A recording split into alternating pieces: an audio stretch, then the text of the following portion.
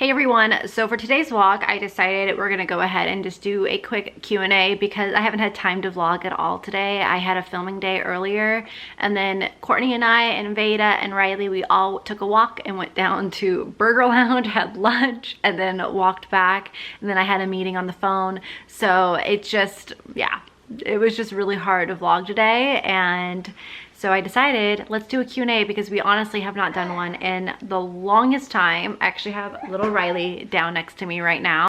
All right, so the first question is, what do you use for your brows? All right, so like I was saying, for my brows, I'm gonna have to talk kind of quietly. For my brows, I use the Benefit for, sorry if my rocking bugs any of you guys, but it's just the only way I'm gonna get her down. But like I was saying, for my brows, I use the Benefit Precisely My Brow, sometimes on its own, and then other times I'll use the Goof Proof on the outer parts, and then I'll use the Precisely My Brow in the middle, and then I always top it off with the Gimme Brow. The shades that I use are shade 2 for the pencils, and then for the Gimme Brow I use shade 3. So that's how I do my brows. I've been filling them in since 8th grade. All right, so another person asked, what Ofra lipsticks are your favorite? Because as you guys know, Ofra liquid lipsticks are my favorite liquid lipstick formula. They are amazing. Top favorite from them is Manila, which is M-A-N-I-L-A. I think I say that right. And then also I have a code from them. I believe my code is just Madison now, so you guys can use that to get money off. But I love them. I highly recommend them. So Manila is my favorite. Sao Paulo is another favorite. Nude Potion is another one. Even Hypno, if you like reds, I think that one's really beautiful with the undertone. Is very cool, so it's very flattering on multiple different skin tones because it's not too warm, it's more on the cooler side. What is there another one? I think those are it basically off the top of my head. Those are my favorites. I got a question. This person asked, are your eyelash extensions annoying to you? Honestly, no. And I think it really comes down to who does them. So I've gotten so many questions about my eyelash extensions, you guys, and I have had eyelash extensions a few different times. The previous times I would have them for a while and I just get them filled, and then I stopped for a while and then got it done again. So I used to go to the Amazing Lash Studio here in San Diego, and honestly, each time, like I think I found one girl that was decent, but then she ended up leaving. And the other people have been like crap, but the one thing I've always noticed with them is that whenever I get them done, they would fall out so fast afterwards, and I couldn't figure out why. They fall out so quickly. Like I would literally need a fill in like a week and a half. It was so bad. And then sometimes they just didn't even apply them like that great, to where they were like kind of crooked and stuff, and they weren't comfortable, and it was just not worth it. And plus they charge an arm and a leg. They were so expensive. Well, I actually got recommended from one of you guys to check out Bloom Into Beauty here in San Diego. She does an amazing job. She did these ones. These are volume, and she did a really good job with these ones, and honestly barely any have fallen out, and I've been amazed. I did have that redness with that eye, as you guys saw in the previous vlogs, but I think it's because I am sensitive to the tape, so we're not going to be able to, I don't think we're going to be able to use that, and that's just my sensitivity. And then also when you're pregnant, and I guess even after pregnancy, you can grow sensitivities to products and different things, and mine probably got worse. So, but that cleared up in a couple days, but they have been so comfortable. The other ones I've had in the previous years have not been comfortable, and I was so annoyed of them, but these ones are so comfortable. I don't even feel like they're there. So I think it really comes down to the technician that's doing it, and then the ones at the quality that they're using. And with her, I'm just so impressed with, and I highly recommend it. It's Bloom Into Beauty on Instagram. So definitely check her out if you're in the San Diego area, because she's really, really good. And also she was like one of the cheapest ones I've found too. So she's very like reasonable in price as well. So definitely check her out. The next question says, do you have any advice for someone wanting to start a makeup YouTube channel? So I've been wanting to do a YouTube 101 for a really long time, but I just don't do it, because I honestly don't really have that many tips anymore, to be honest. It's so hard to grow on YouTube. For me, when I started at like almost a year too late. Like if I would have started a year later, I would not be where I am right now. So it was a lot easier to grow back in the day, and it's gotten a lot harder because it is so saturated now. Cameras are so easy to get, but I definitely have to say quality is huge. You're not going to see someone that is going to click and watch a video in poor lighting. Like they're just not a makeup tutorial, they're not going to do it. So you're going to have to make sure you have the quality there. Be yourself, be as personable as you can, and also like look at what other people are doing. Like search what's popular, like do what's being popular search, but then also throw a different spin on it. And if you get what I'm saying, because everything's being done so many times, people are getting over it. So it's really coming down to throwing in your own spin and creating a niche for your channel.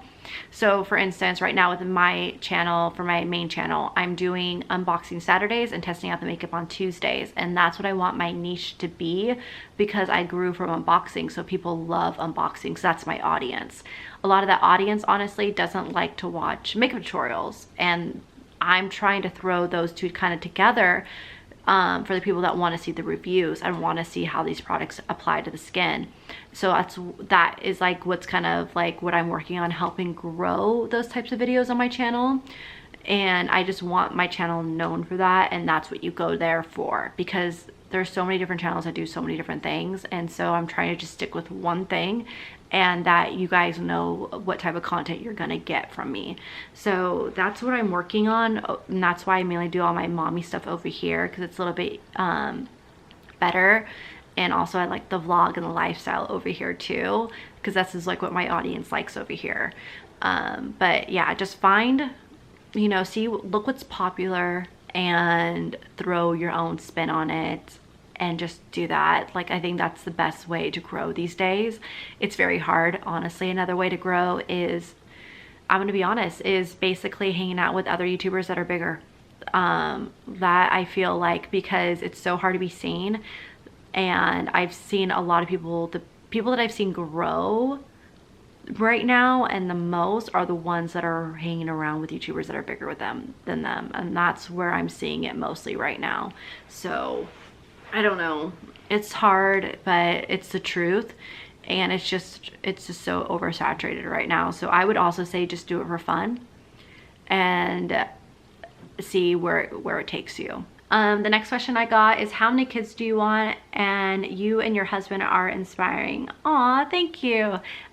So for kids, we always said we wanted 2, but dealing with 1 right now and us both working from home is really, really hard. I definitely underestimated it. And I have a really easygoing baby too, which is like why I'm like, it shouldn't be this hard, because she's so easygoing and she's very independent. Yeah, I definitely underestimated it. I told myself that I wanted 2, and basically right now what we're kind of going off of is that when Riley turns 1 year old, we're gonna talk. And because I want them close in age, like how my sister and I are, but I know if I do that, it's going to be really hard for that first year, because I'm gonna have a toddler and I'm gonna have a baby. It's gonna be so difficult, and I'm kind of like, am I just gonna have to suck it up for that year, because I know it will get easier after that, or shortly after that. So we both had 2 in mind, but now we're kind of like, we'll see. But I think we're gonna have that discussion when she turns 1, and then we'll see, we'll go from there. But right now I'm just trying to take care of 1. How do you find time for yourself now that you have Riley? Okay, this is like, it has been so hard, and you really value that alone time. And I have to say, during my pregnancy, I wish I would have taken a little bit more of an easier time towards the end, and more of me time towards the end, and not work so hard, because I didn't realize like how much things were gonna change. So for anyone that's pregnant right now, take naps, sleep. Like do what you want to do. Don't care what anyone else wants to do. Do what you want to do. Be selfish, because it all leaves you the second that they're born. Right now, the best thing is what I do is Joel and I, we basically got a schedule now going, because you really just have to talk to your partner. Like you need to communicate with them. Like if you're like, I need a break, I need my own time, like you need to just tell them that. And they need to be respectful of that and like pitch in and help out, because being a mom is so tired and so exhausting. Even during the nights, like I don't sleep a full night because I'm constantly checking up on her. Like you never stop being a mom, and you never stop worrying. So you need just like you know, an hour to go to Target. Like that right there is huge. So even like split up like the errands. Like I know like partners, they're like, oh, I'll do the errands, I'll make it easier for you. But it's like, no, let you take on some of the errands, because just getting out for just a little bit makes you feel like a new person. I'm not even kidding. So it's like really communicating with your partner and letting them know that you need that me time, and they need to just give you an hour here, and you put that in the schedule, and then they have to you follow that schedule. So that's what we do with Joel. Our schedule right now for my me time is definitely like every Monday and Wednesday I work out with my mom from 8:30 to 9:30, and that it makes me feel so much better, because one, I'm doing something for myself and I get a little break from Riley, and I'm like, it makes me feel better because I'm working towards also looking like I did before I had Riley, trying to get back down to my pre-pregnancy weight. Now what I've been doing is I've been stopping by Sprouts and doing the grocery shopping like right after. She's snoring right now, but I stop. He goes, okay, you can stop by Sprouts on the way home and get the groceries. I'm like, yes, like that's everything. So just doing things like that and communicating with one another. And then also I have my mom and my parents, they literally live like 2 lights down, and then my sister lives around the corner from me. So I have a lot of family by me, which is everything. My mom loves taking her.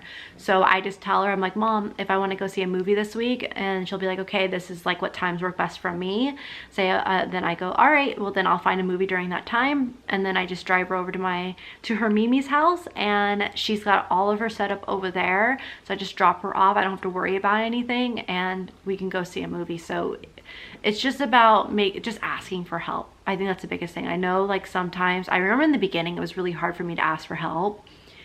But then once I started doing it, it got easier, and I realized like, yeah, that's what you need. So just family, friends, anyone that can help you just get that alone time, and even getting them on a schedule for like a nap time. So what I've done when Joel hasn't been able to take her and I really want to take a bath, I just schedule it out. I'm like, okay, she's going to be sleeping during this time. She's going to get a bottle first, because Riley only really cries when she's tired and wants a bottle. So I make sure to give her a bottle. I set up her little play mat right outside of my bathtub, and I lay her down. Sometimes she passes out. Sometimes she just kind of plays with little things above her, but she's totally fine, and I can take as long a bath as I like basically almost want. It's so nice. So it's just about planning ahead in your head of what you think, okay, like they need a bottle. This is like a good time. Like this is their nap time. Like, and then plan that me time right there. So it's just really getting them on a schedule actually really helps too. All right, so this next one says, I'm thinking about starting to try to have a child at the end of the year and so scared. Any advice? So it's so exciting when you decide like, oh, we're gonna start trying. So for me, we actually were very fortunate and lucky and very grateful that we had an easy experience of conceiving, because it doesn't always go that easily. But with me, I've had horrible periods that have been I'm like super regular, you guys, but I have horrible periods. So I would track them in the app called Flow, which is FLO. And with that, I would track them. And I've been tracking them for 3 years, because when I was working and stuff, and even just now, I needed to know when my period was going to come, because I couldn't plan things during that time, like those first like 3-4 days, because they were so heavy that I couldn't really leave the house. So I would always document when I had them, so I always knew when they were going to come. And I had 3 years of stats on that app. And it tells you when you're fertile and when you're ovulating too. Like it's a great app to figure out like when to try, so that way you know that you're ovulating and you have eggs, all that fun stuff. So I had 3 years of that, of data in there, and that's how I knew, okay, we had to try on this day, which is you want to try about 2 days before you ovulate, and it gives the semen time to reach the egg, because it can die within 72 hours, but it needs still enough time to reach the egg. So I discovered that 2 days beforehand was a good time, and we ended up conceiving that way, and we had a very easy experience with that, thankfully. But I think it's because I also had so much data in there for that long of time that it really like had that date pinpointed, but there always can be other complications down the line. So my biggest thing is try and just have fun with it. Don't be too stressed, because stress can like really impact it. Taking prenatals can really help, and also eating healthy and exercising. Make sure to have your body in good shape before you go into pregnancy, because it puts your body through a ringer. And I would definitely say like make sure you're in good shape before having a baby, because it will make your pregnancy a lot easier on you. I've noticed that the better shape you are before pregnancy, the easier the pregnancy is. That's what I've seen. To prepare for it, prenatal vitamins, and start tracking it on Flow to see when you ovulate, and staying stress-free. Stress can make it more difficult. Alrighty, so the next question says, advice for a new mama having trouble breastfeeding. Honestly, can you guys give me advice? Because we struggle with it. Breastfeeding is not easy for everyone, and there's some people that think that it should be so easy for everyone and they want to judge. No, it's not. And that's one thing I really underestimated too, was I thought breastfeeding was going to be so easy and it wasn't going to be difficult. But boy, was I wrong. It's difficult. It's tiring. It's time consuming. You're exhausted. Pumping sucks. Like, can we just say that? Pumping sucks. I hate pumping. And I truly like get the baby blues when I pump, which is why I've like really like stopped kind of pumping. I only have to pump when I have to. Like right now I'm actually gonna have to pump because she hasn't been nursing from me and I'm dying. So I'm gonna have to relieve myself from it, from the milk. But it's hard, it's so hard, and just know that you're not alone. With Riley, I think it definitely would have been a lot better of an experience if she didn't have a tongue tie and she didn't have to use a shield in the beginning. But she's created bad habits. She's never really been able to latch properly. It's just been really difficult, and you know what, that's okay. I'm totally fine with using formula, because the one thing I have to say is when I started introducing her formula, she started growing so much faster and just really filling out and just looking healthy and thriving from it. And I've just been so happy with that. So I'm totally fine, and I do give her breast milk every day, so I'm okay with the fact that she's still getting a little bit of breast milk each day. And she still nurses from me every so often when she wants to. It's usually in the morning when she wants to. But she'll protest, and she'll keep her, like I'll try to gently like bring her head in, and she'll be like, she'll push against me and like start crying and put her mouth open, just be like, ah, like no, I don't want the boob. So she just wants to protest, and I just, on those times I say okay, we'll try, and then if if I keep trying and it's just not working, then she'll get the bottle. But I mainly nurse her in the morning now, and then I'm noticing I have to pump at night, so that's what we're doing. But just know that it's not easy for everyone, and it's hard. It's hard. Some people, they have great experiences, which thumbs up to you. I'm jealous. Teach me your secrets. But it also really comes down to the baby too. So it's not something that we can help, but yeah, just hang in there and do whatever makes you happy. That's the biggest thing. Do what makes you happy and what makes the baby happy. And that's all that's important. All right, so I moved because I needed to put my back up against something. Another person asked, are you planning on using any birth control? No. I can't take birth control. It just doesn't work for me. I tried it in the past. Like, I tried like 5 different kinds, you guys. They don't work for me. They either make me lose a ton of hair. I couldn't wear my contacts because my eyes were so dry with one of them. I get super irritable. It's just no bueno. And because I tried it to help me with my heavy periods that I have. I was always regular, but I had really bad periods, and I got bad reactions to every single one I tried. So no, I do not do that. I'm not going to be doing that at all. It just doesn't work for my body. Another person said, you're such an inspiration. How do you manage to get alone time with Joel? I have a 3-month-old also. It says but it doesn't show everything else that you wrote, but that's all that I can see. So honestly, alone time is really, really hard in the beginning. I think the biggest thing is having family nearby. If we wanted to go see a movie or go to dinner, I luckily have my mom mainly down the street from us. Like, she's literally a couple lights down. That is the only way that we're getting alone time, really. I mean, other times is like when she goes down at night, but he watches his shows and I watch mine, because that's when we're catching up on our shows that we love to watch. But yeah, it's just having family or friends nearby that you can count on. I think that's so huge. If I was doing this when we were living in Florida, I would have lost it already without my mom. Like, my mom keeps me sane, you guys. Like, that, having that support is huge and so important. And I'm so grateful that I have that, because I know not everyone does. And I'm so lucky with that, and I'm so grateful for my mom and everything that she does for us.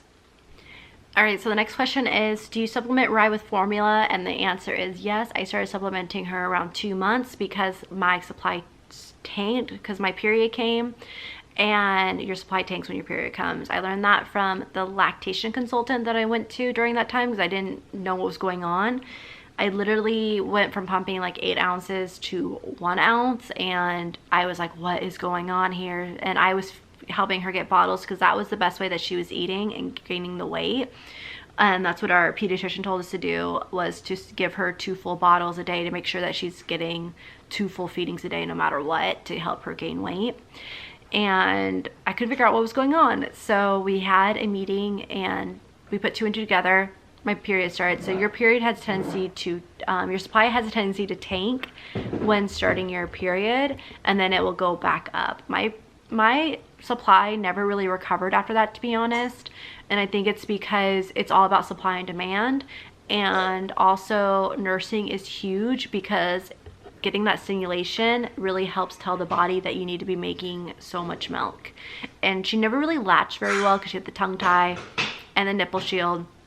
So she never latched very well, and then she had a hard time getting it out, so it wouldn't tell my body, it would tell my body, oh, you only need this much milk, type of thing. So it just came hard. So during that time, I had, like that day, I had to supplement because I did not have enough milk on hand for her, and it just wasn't working. So I had to supplement, and I started with Similac Sensitive. I didn't really like it, to be honest. It was too thick, it smelled really bad, and I just wasn't a fan of it. And our pediatrician actually gave us Gerber Good Start, a little sample of that. I ended up trying that out because I had it on hand. She gave that to us towards the beginning because Rye was not putting on the weight, which is why we had to go to 2 pump bottles a day for her, because she wasn't getting the weight, gaining the weight that she should be. So we always had that one on hand, and I was like, you know what, I have this here, let me try it. And when I poured it in the bottle, I was like, I instantly already liked it just from looking at it, because it looked like breast milk. It was thin, like it's not as thin as breast milk, but it's almost as thin as breast milk. It looks white. The Similac Sensitive looks gray and thick and smell bad. This one doesn't smell as bad, and she's liked it so much, you guys. She still spits up, but I feel like she doesn't spit up as bad as she did with the Sensitive, and it doesn't smell that bad either. So I really like that. And plus, I believe for the US, it's the only one that has prebiotics and probiotics in it. It also has DHA, which is really good for brain development, that is found in breast milk. And like even if you're breastfeeding, you have to give them a probiotic. You give them little drops.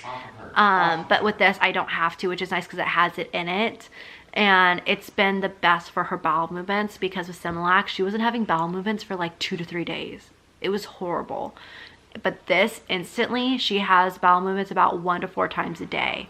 So she's regular now, and it's so much better. I think, honestly, like from what I've done a lot of research on, it's probably my favorite formula that is sold in the US.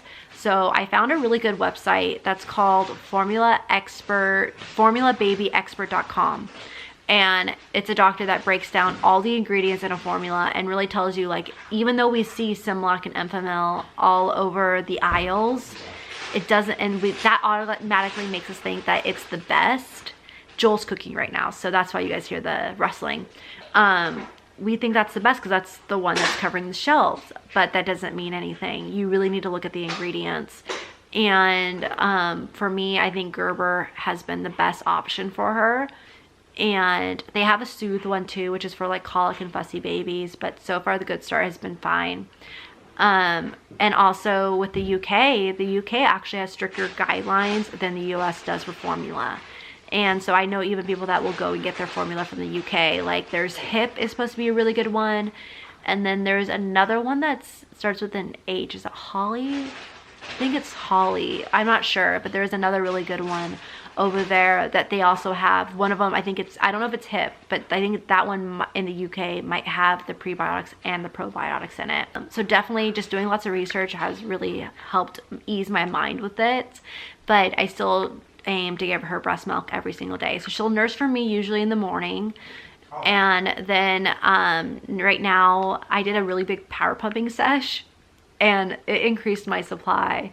So I'm gonna have to pump here again tonight to relieve myself, because she protests me. She doesn't want to nurse all the time, so we just supplement. But I've been fine with it because honestly, I've seen her grow so much from it. Like the second we started supplementing, she started filling out and started really taking off, and she's been thriving, and that's what makes me happy. So I like that. Another question is, did you ever use that postpartum belt? If so, do you recommend it? That is that belly wrap. Babe, what are my thoughts on the belly wrap? You don't like it? I don't like it. My mom came over and was wrapping me up in it, and I hated that thing, you guys. It was so uncomfortable and itchy, and I hated it. But also I think I'm allergic to that material, because I had problems with that same fabric when I was in softball with the shorts. I get like rashes, but I hated it. It was so uncomfortable. Like having that Velcro there, I felt like I couldn't breathe. I could see how it does work, but one thing that I found that was really good were the underwear that I put on my postpartum haul. The underwear that I had went up really high, and getting like a smaller size, it's kind of like is a wrap around your belly. And it was like, it's what I lived in for like the first, like I want to say 2 months. And I think that helped me out a lot. So I recommend the underwear that I have in that haul. It's linked in that postpartum care haul, which is on this channel. Get that.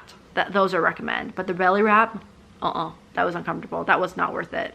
Yo, have you played Pokemon yet? It's so dope. I'm with you on that. Started playing the Eevee one. I haven't played it in a while because honestly, between work and Rye, like when I get a break, I just want to lay down and watch TV and just put everything down. I just don't have time for it right now, to be honest, because I'm too much of a, like I have to be doing something, and then whenever I get a break, I just want to lay down. So I haven't played it in a while, but I have to say from what I have played of it, I love it. It's amazing. I'm obsessed with it. I bought both of them. I don't know why, because I really have time to play one of them, but it's an awesome game. I definitely recommend it if you have a Switch. Hi Madison, do you have any plans on coming to New York? Yep, we have plans on coming to New York. That will be in, when was Ipsy's New York thing? Is it October? Yeah, because it was it was right when she was born. I'll remember that forever. So Gem Beauty happens in New York. Gem Beauty New York usually happens in October, unless they change it this year, but that's when the next time we'll come to New York. I actually really want to stay there a little bit longer. and explore, and I want to go see the Harry Potter play. So I really wanted to do that this go around, but I ended up getting pregnant and Riley's due date. I actually gave birth to Riley the weekend of Gen Beauty because I wasn't able to fly anyways because I was so far along. My due date wasn't for like a week or so later. And thank God, because could you well, no airline would have allowed me to fly, but yeah, I ended up giving birth that weekend to Riley, so she's a Gen Beauty baby. That's what we all called her from like all the Ipsy team. We call her the Gen Beauty baby. But yeah, so we are definitely planning on going this year, and I'm so excited because I was so bummed out that I missed it this past year. You guys, I love New York. It's so much fun. All right, so another person said, grandson is 10 weeks old, considering buying a DockATot. How long can he use it? All right, so with the DockATot, they can use it between 0 to 8 months, but they might outgrow it faster depending on how big they are within like length and width. So I think I can't find the weight or the length measurements of it, but yeah, so it really comes down to what size baby you have will allow you to know like how long you can actually use the DockATot for. But I have to say, I love the DockATot, and many moms that I know that use it absolutely love it too. There are some controversies of it because of the American Academy of Pediatrics are kind of against it for letting a baby sleep in it and stuff. So I just say use common sense with it and just be smart with it. That's all I say with it. But we absolutely love it. She loves it. It snugs them, and she sleeps like so well in a DockATot. But just make sure you supervise them when you have them in it. That's like the biggest thing. But I have to say, Riley is probably what you think she's outgrowing the DockATot. She's getting close. She's getting close to outgrowing the DockATot. She's getting too long. She's 25 inches long now. She's definitely skinny enough to be in it, but yeah, she's skinny enough, but her length-wise, like, she's getting too long for it. She's so long, you guys. She's 25, well, inches tall. I love it. I think it's a great investment. Use common sense with it. Supervise them in it, and you'll love it. Because what I do with her, even if I don't have Joel to help me while I have to get ready, and I'm going in my filming room, I'll just carry her in the DockATot, and I'll set her down next to me, and while I'm doing my makeup, and she just takes her little nap in there, and it's amazing. So I just make sure to watch her. So yeah, I love it. I think it's worth it. All right, so those are all the questions that I'm gonna do right now. I still have a few more from you guys, so I'm just gonna save these, and maybe we'll answer some in tomorrow's vlog as well. But it will be like a regular vlog tomorrow, but maybe we can do like a little segment of like answering some more of your guys' questions in there. So I hope you guys enjoyed this Q&A. And if you did, please give it a thumbs up, and we'll definitely let me know in the comments down below if you want to see more of them more frequently, because I feel like we haven't done Q&As in so long. Huh, babies? So yeah, anyways, Ollie's eating his food and Joel's making dinner, and I'm gonna try to put this one down. So I will see you guys in tomorrow's vlog. Bye.